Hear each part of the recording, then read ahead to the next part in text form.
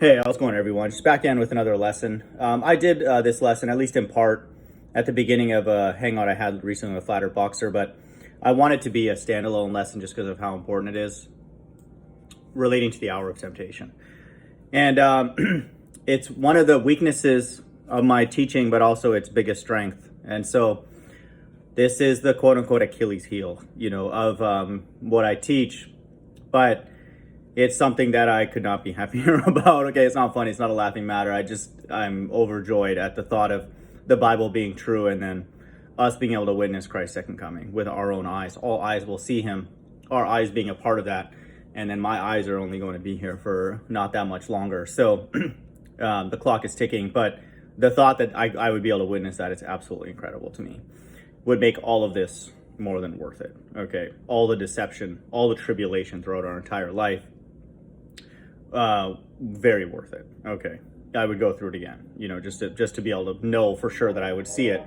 And so that's the mindset that I have. But it's related to the hour of temptation. And there's a unique thing that's happening, and I'm going to read this in Revelation 3, is that the entire earth is going to be tested simultaneously at the same time, which has never happened in human history. And so that's what makes the narrative that's going on right now unique.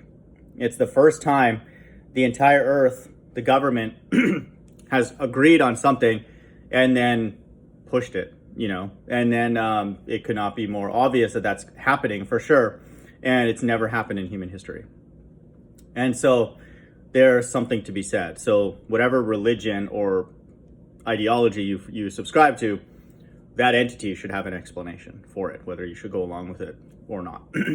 And so people obviously know my stance on this, but so it puts us in amazing times because it's happening right before our eyes, but something unique has to happen before, that's done fully, and that's what I'm going to talk about here, called the hour of temptation. And then the days are running short, for Christ to return. And I want people to know it's absolutely exciting, absolutely incredible for me to be able to even speak about this and then potentially witness it.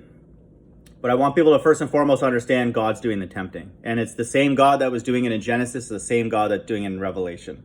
It's the same God. And then watch a video that I posted a while ago where if you go through the 7 days of creation, not literal, they mirror the 7 plagues in Revelation 16. So it's the same God doing it. First book and the last book. Wow, they sync up. Maybe the other stuff in between is also consistent, and it surely is if you watch my sequence videos. So God is doing the temptation.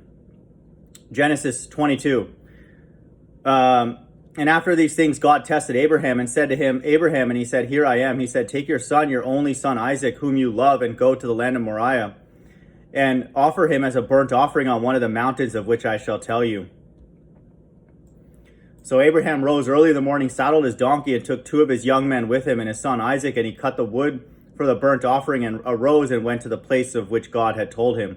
On the 3rd day, so I want people to understand this is very much mirroring Christ, okay? Abraham is the faithful, okay? What does he do? He takes his 2 men with him. And what does Christ do? He brings his 2 witnesses with him, okay? It's the same thing, okay? Just know that. And so, Abraham is a great man of faith. And then this is also parallel to what the Most High is doing with his own son, hanging him on the cross as the sacrifice.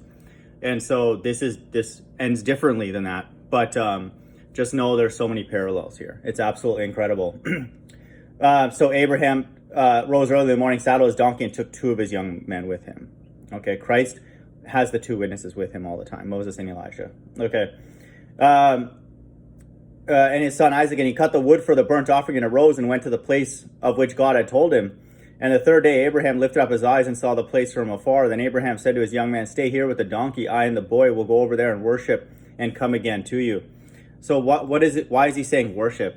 So he's doing something that God told him to do. And then he's saying that that's a form of worship. Okay. So why are these people saying you can just do whatever you want, including the quote unquote Hebrew Israelites? Okay. Why are they saying that? When it says here, God told him to do something, and then he's telling the young men that are with him, that's a form of worship. Doing something, what God said. So what's going on here? I think we know what's going on. On the 3rd day, Abraham lifted up his eyes and saw the place from afar. That Abraham said to his young man, stay here with the donkey. I and the boy will go over there and worship. Okay, and come to you again. And Abraham took the wood of the burnt offering and laid it on Isaac his son, and he took in his hand the fire and the knife. So they both went of them together. And Isaac said to his father, Abraham, my father. And he said, here I am, my son. He said, behold the fire and the wood, but where is the lamb for the burnt offering? He's like, what's going on here? Abraham said, God will provide for himself the lamb for a burnt offering, my son. So this again mirrors what happened with Christ. God's going to provide the offering. It's not going to be your son. Don't worry. So they both went of them together. Verse 9, when they came to the place of which God had told him, Abraham built the altar there and laid the wood in order and bound Isaac his son and laid him on the altar on top of the wood. So any other person would view Abraham as a maniac, okay, as an absolute psychopath, okay? But why does this God call him, the father of one of the elders, okay? And what's up with that, okay? So all these people on YouTube and people in your own life, they don't understand this God, okay? But we really ultimately have no choice but to worship him, and we do it gladly, okay? But Abraham would be viewed as a maniac to people of other nations, and certainly in the times that we live in now, okay, as a murderer, okay, a homicidal maniac, okay? But God is going to credit him for faith and worship, okay? So just be aware of that. Then Abraham reached out his hand and took the knife to slaughter his son. But the angel of the Lord called to him from heaven and said, Abraham, Abraham. And he said, here I am. He said, do not lay your hand on the boy or do anything to him. For now I know that you fear God, seeing that you have not withheld your son, your only son, from me. And Abraham lifted up his eyes and looked, and behold, behind him was a ram caught in the thickets. And Abraham went and took the ram and offered it up as a burnt offering instead of his son. And Abraham called the name of this place, the Lord will provide. As it is said to this day, on the mount of the Lord it shall be provided. Okay. And so just know that, I'm going to read this actually in the King James because it uses language that I wanted to highlight. Genesis 22, okay. And it came to pass after these things that God did tempt Abraham.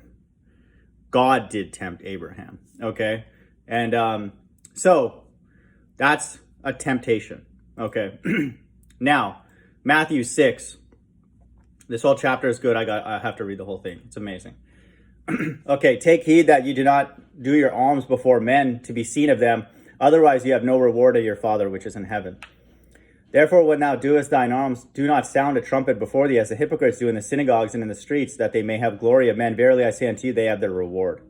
Okay. But when thou doest alms, let not thy left hand know what thy right hand doeth. That's double meaning. God does not let his left hand know what his right hand's doing. Okay. A lot of these verses just literally go over people's heads. Okay. But that's literal. Okay. The secret to the Bible is that it's actually literal. Okay. God's left hand side does not prophesy accurately because they don't know what God's right hand does. Okay. That's an incredible thing. And thy alms may be in secret, and thy Father which seeth in secret shall reward thee openly. Okay. With salvation.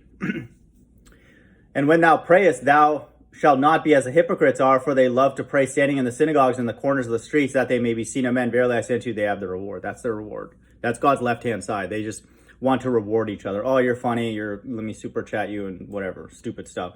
Verse 6, but thou, when thou prayest, enter in thy closet, and when thou hast shut thy door, pray to the Father which is in secret, and thy Father which seeth in secret shall reward thee openly. That's in Matthew 6:6. That's in the last day. Salvation. Openly. And all eyes will see him. Verse 7, and when ye pray, use not vain repetitions as the heathens do, for they think that they shall be heard for their much speaking. Everybody that I talk to just rambles on and on and on. Okay, when I get on a hangout, so hey, I want to talk to TMoG, all you dummies just do is ramble on about nothing. Toaster ovens and this and that, they just make up stuff. Okay, and so God's right-hand side are not supposed to do that. Okay, we just speak succinctly. Yes, yes, no, no. What else do we have to talk about? Nothing. Okay. And so that's what God's left-hand side does. They're just a bunch of rambling, mumbling idiots. Okay. Verse 8, but not ye therefore like unto them, but for your Father knoweth things ye need of him before ye even ask. Verse 9, after this manner therefore pray ye. So this is the way Christ says we should pray, and it has salvation built into it. It's we don't know this until now, but God has opened our minds to this. He's talking about salvation. After this manner therefore pray ye, our Father which art in heaven. Why is he saying our Father? Because Christ it also worships the Most High. Our Father, which art in heaven, hallowed be thy name. He's not saying to go pray to him. God's elect pray to the Father, and that's who they cite. That's my citation. What's yours? Our Father, which art in heaven, hallowed be thy name. Verse 10, thy kingdom come, thy will be done in earth as it is in heaven. It's not happening then, and it's not happening right now. Newsflash, okay? God's will is being done in heaven, okay? And we want that here, the kingdom of heaven established here. Verse 11, give us this day our daily bread. Verse 12, and forgive us our debts as we forgive our debtors. And lead us not into temptation, but deliver us from evil. Wait a minute, and lead us not into temptation. Okay, why saying us? So God leads Christ into temptation. Okay, with the Satan and with his crucifixion, everything. Okay, lead us not into temptation, but deliver us from evil. Okay. And so that's referencing the last days, this hour of temptation, which I'm about to read in Revelation 3. Don't bring us into temptation, but deliver us, save us from the evil, which is obviously people understand the times that we live in now. Okay. For thine is the kingdom and the power and the glory forever and ever. That follows the sequence. Okay. That one verse follows the sequence of the end times. Okay. Lead us not into temptation. The elect are saved out of the time of temptation. Deliver us from the evil, which is coming next. And then the kingdom, okay? And the power and the glory forever, amen. In that one verse, it follows the sequence of the end times. And then you dumbos want to come by here and talk about every stupid thing under the sun. I post that 200 times, you don't want to talk about that, okay? So you're going to have to figure it out the hard way, okay? And so I don't care. Verse 14, for if you forgive men their trespasses, your heavenly Father will also forgive you. That's in verse 14. The entire Bible is written for God's elect. They're Israelites, okay? They're not Christian goofballs, and they're not goofball Israelites either, okay? They actually believe these words. Big shocker, right? Verse 15, but if you forgive not men their trespasses, neither will your Father forgive your trespasses. And that doesn't sound like it's open to interpretation. Okay. Verse 16, moreover, when ye fast, be not as the hypocrites of a sad countenance, for they disfigure their faces, that they may appear unto men to fast. Verily I say unto you, they have their reward. So this God is saying, do everything that you want, that pleases God, do it is secret. Okay. Don't do it for man, because then you're not going to get a reward, okay, from God. And so that's what the Israelites are all about. They're a quiet, humble, studious group of people, okay? And they cling to these words as if they're bread, food, okay? They're not goofballs. I just want people to understand that, okay? They're not clowns. They read these words and they're like, this is life here, okay? And so a majority of people on YouTube are just a bunch of mumbling, bumbling idiots, okay? Hopefully people understand that by now. So that's very, very important. So this group is concerned about this, but lay up yourselves treasures in heaven where neither moth nor rust doth corrupt and where thieves do not break nor steal. Okay. And so now we have in verse 13 the sequence of the end times. Temptation, which is deliverance from evil. Okay. Then we have the kingdom, and then that's power and glory given to God forever and ever. Okay. But in that verse, that's prophetic. I want people to understand Matthew 6:13. That's a prophecy.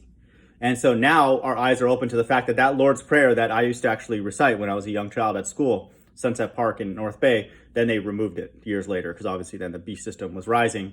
But we used to recite that Lord's Prayer every day. And then we would sing the Canadian national anthem. Okay.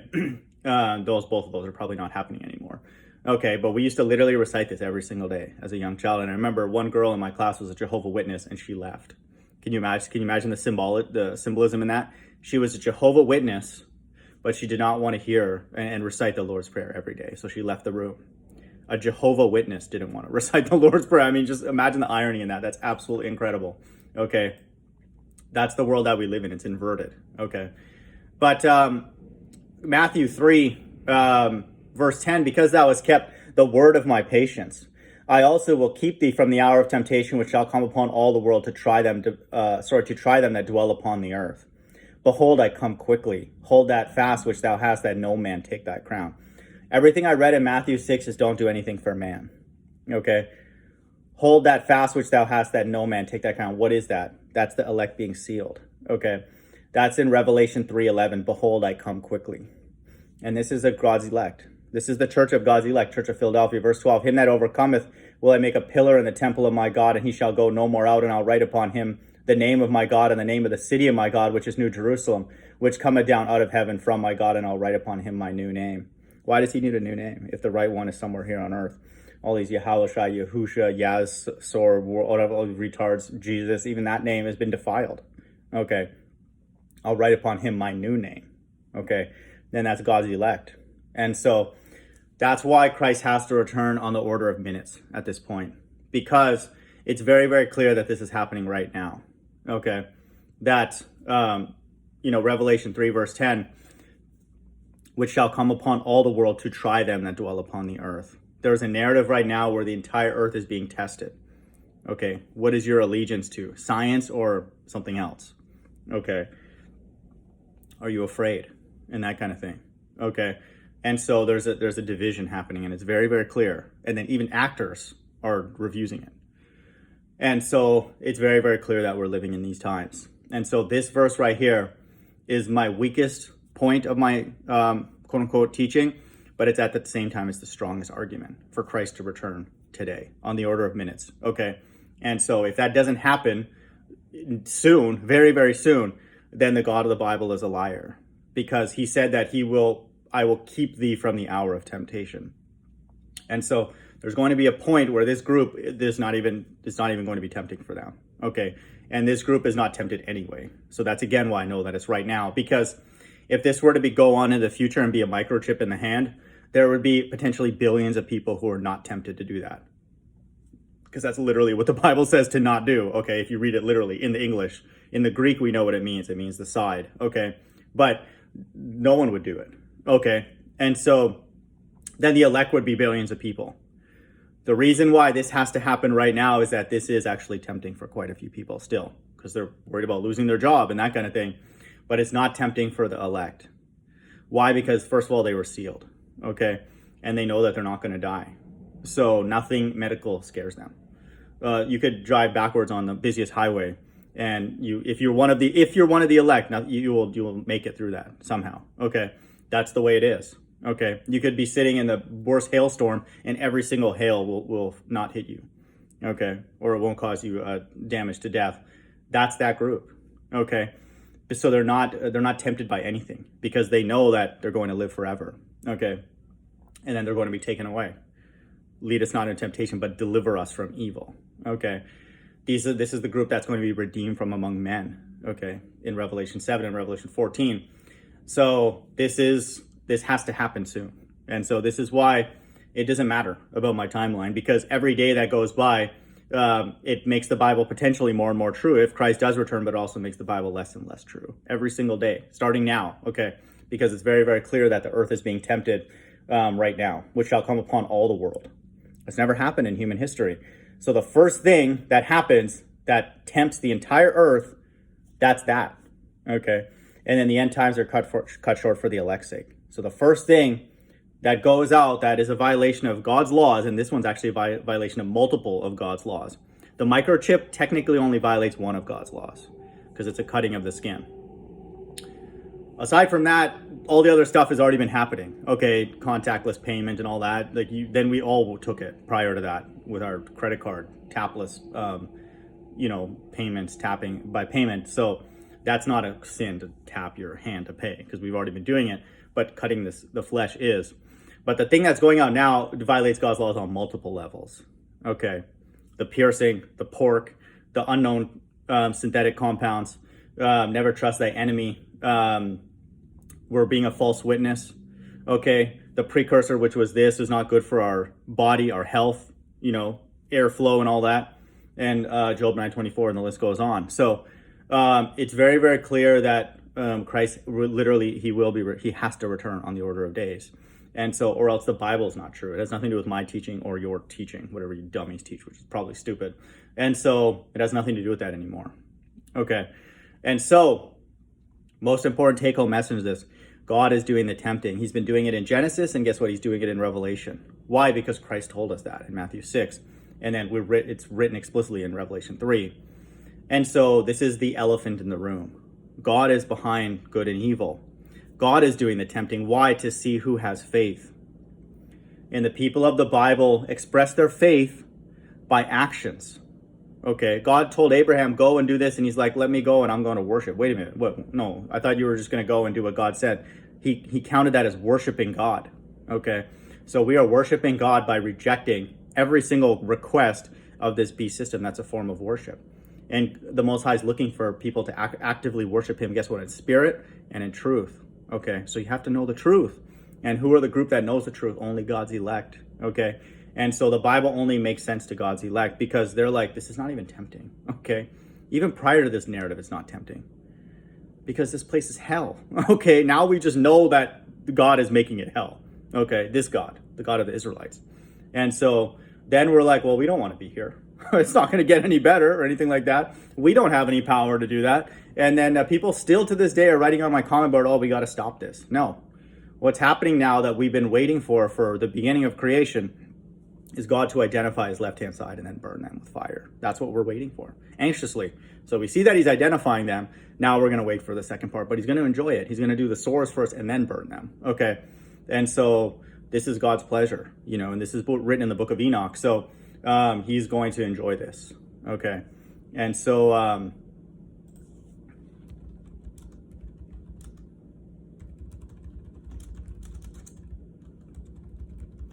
this is God's judgment. Okay.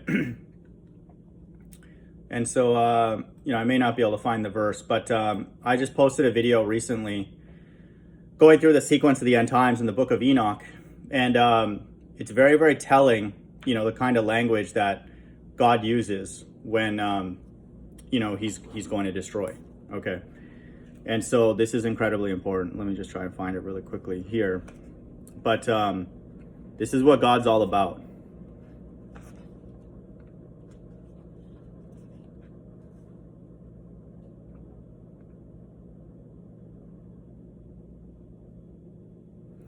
This is Enoch 94. I don't know how Enoch is not canonical at this point. It supports the sequence multiple times, and it supports a flat stationary Earth. And it supports wrath. And this is what I'm about to read. Enoch 94:9. You have committed blasphemy and unrighteousness and have become ready for the day of slaughter and the day of darkness and the day of the great judgment. Wait a minute. Where's that word? Great judgment. Great tribulation. Okay. So I speak and declare unto you, he who has created you will overthrow you. And for your fall there will be no compassion, and your creator will rejoice at your destruction. And your righteous ones in those days will be a reproach to the sinners and the godless. Let me read that again. And your creator will rejoice at your destruction. So God's doing it, okay? And he created them to be vessels of destruction, okay? And so we just want an exemption from that destruction so we can remain outside of the Most High and continue to worship him. How? By doing what he says. Hope everyone's doing well. Bye.